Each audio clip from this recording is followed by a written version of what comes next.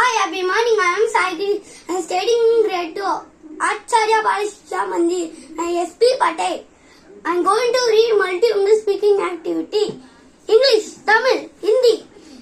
Temple, Kovil, Mandir, shop, Kadai, Dukan, shop, grocery shop, Malligi Kadai, Kirani ki Dukan, hospital, மருத்துவர் மனை, hospital, post office, தபால் அலுவலகம், Docker, market, சந்தை, பஜார், teacher, ஆசிரியர், அத்தியாபகர், doctor,